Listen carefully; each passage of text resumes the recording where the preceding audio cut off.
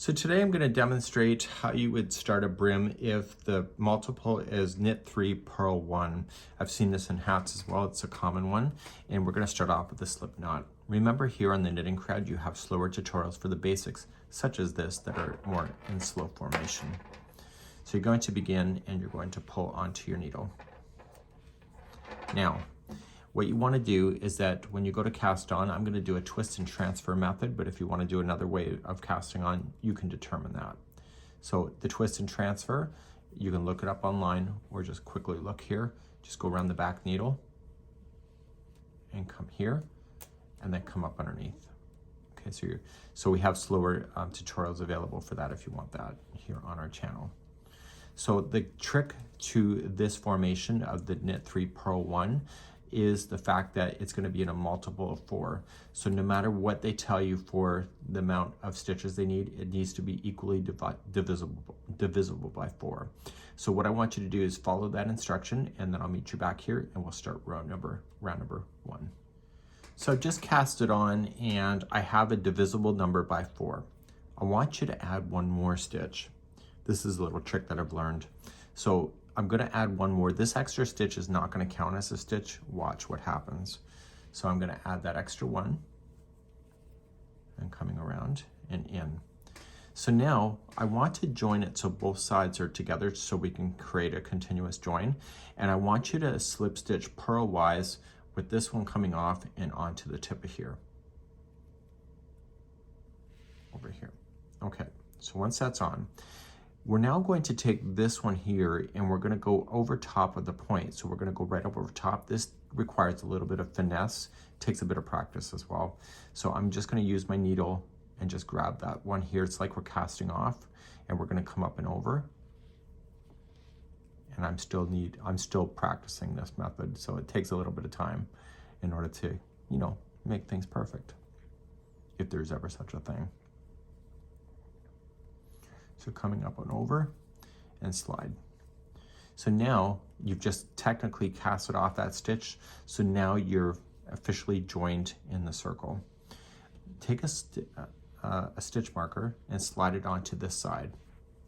This is going to show you every time that you've gone around, you're just going to be able to transfer that around. So in this formation, what we're going to do is that we're going to knit the first 3 and then purl the next one. So when you knit the first 3, in the first time of the first 2 stitches, you want to pull tight because you want to keep that continuous round nice and tight.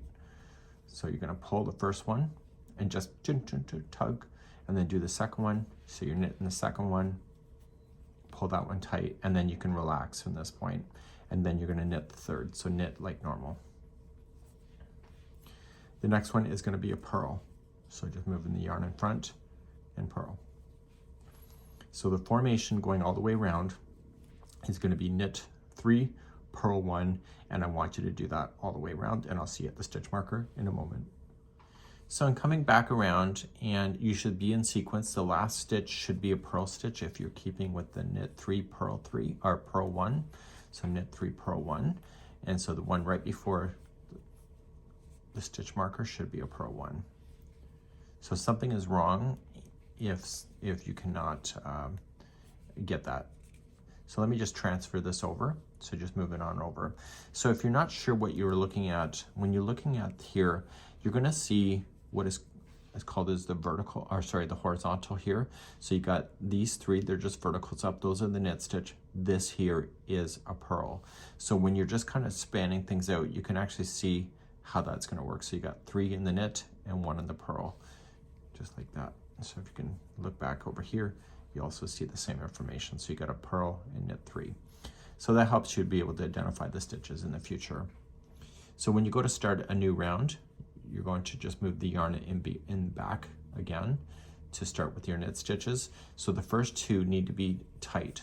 Okay, so just kind of pulling it up with your finger, and so you'll do the next one. And that's because you're just still starting in the very beginning of your project.